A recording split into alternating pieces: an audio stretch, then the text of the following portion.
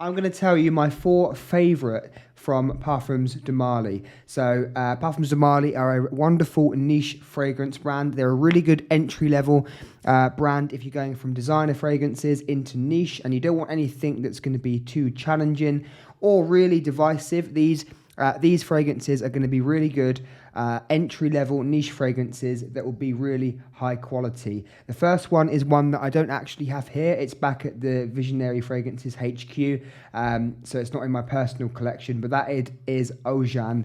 It's one of the best sweet, spicy, patchouli fragrances I've ever tried. It's wonderfully boozy. It almost smells like a kind of aged whiskey. It's absolutely beautiful. It opens up with cinnamon. You've got honey, you've got tonka bean, and you've got patchouli. There's no actual alcoholic notes in there, but those notes that I just described mixed together give it this kind of boozy character, and it's absolutely stunning. Great for the winter. Really good, cozy, cold weather fragrance. That's going to be my number 4. Okay, number 3 is going to be a classic from Parfums de Marly, one of their most popular, I would say, and that is Herod. So Herod, to me, smells quite similar to Tom Ford's Tobacco Vanille. There are some crucial differences, and they are not exactly the same, but they are in the same ballpark, okay? So they both feature notes of tobacco vanilla as the main 2 notes. Whereas Tobacco Vanille is more on the unisex fence. It kind of balances 50-50 between feminine and masculine. Herod is more on the masculine side, I would say. Now, that doesn't mean to say that a woman can't pull this off. Of course, they could still wear it, but it sits more on the masculine side of the fence, and that is because this has a kind of cherry pipe tobacco note, whereas the tobacco in Tobacco Vanille is a lot more dusty. It's sweeter, and it just smells overall a bit more feminine than masculine. But Herod is certainly a more masculine fragrance, and that could also be because of the inclusion of an incense note, which might make it more masculine. But Herod is one of the best winter fragrances I've ever put my nose on. It's beautiful. It's smooth cherry tobacco with a beautiful sweetness from the vanilla, and it just smells like comfort. It smells like you're in a kind of safe environment, and it just smells it's a fragrance full of happy memories for me. It's not maybe the best performing fragrance, is Herod. It sits closer to the skin, and that would be a kind of contrast to Tobacco Vanille, which really projects off my skin, and it's a fragrance that almost fills a room, especially in my experience. But Herod sits closer to the skin, and I would wear this more on a date night. It's a fragrance that you want to wear when you want to bring someone closer to you. And it does smell very comforting, as I said, which will work in your favour, I think, on a date. So number 3 is going to be Parfums de Marly's Herod.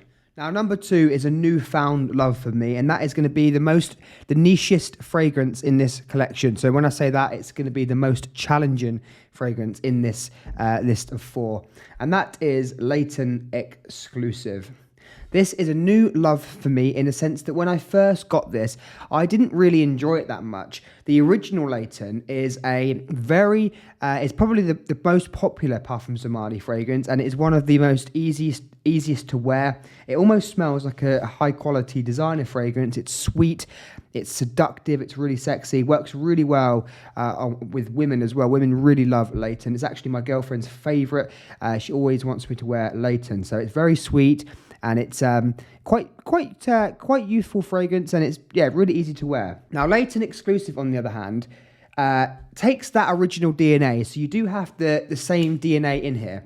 You have the sweetness, you have the bergamot opening, you've got vanilla, and it's quite a sweet, fresh fragrance only in the opening. Okay. Now, after a couple of minutes, it dries down, and you have earthy notes, you have oud.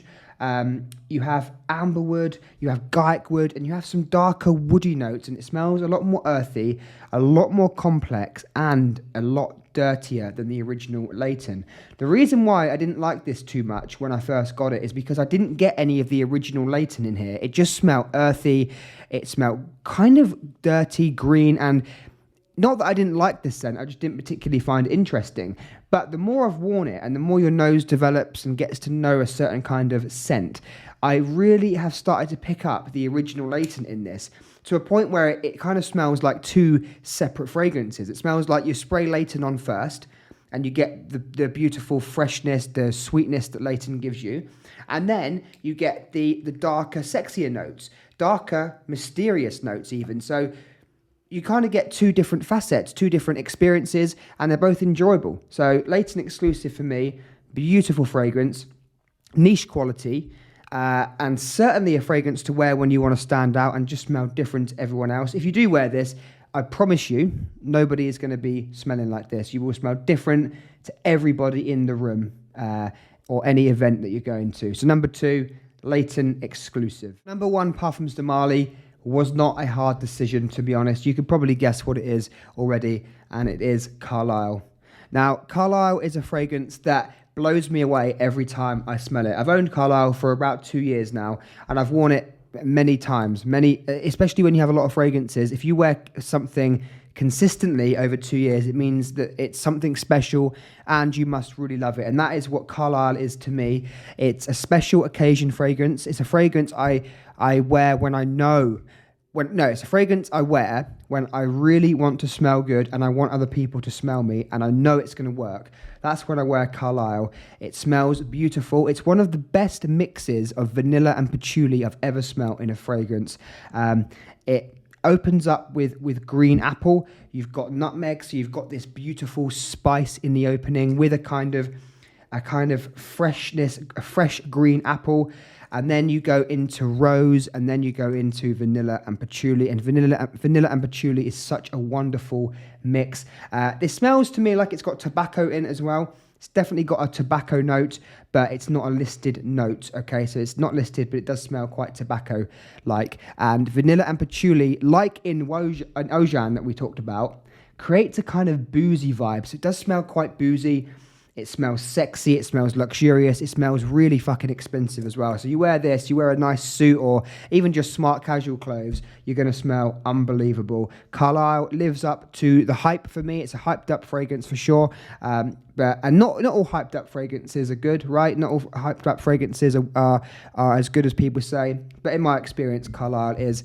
It's a fragrance I'll always have in my collection. It's a fragrance I'll always wear to special occasions. And to be honest, most special occasions I go to, which isn't many, I don't go to many special occasions. I mean, who does? But when I do go to a special occasion and I want to stand out a bit more than normal, I would always go for Carlisle. It does the job, smells great, and performs really well. So these are my 4 favourite from Parfums de Marly. And if you haven't got any of these and you're looking to get one, or you're looking to get any Parfums de Marly, one of these will be a great choice, I promise you. Let me know what you think of my choices, and I'd love to know which Parfums de Marly is your favourite. See you soon.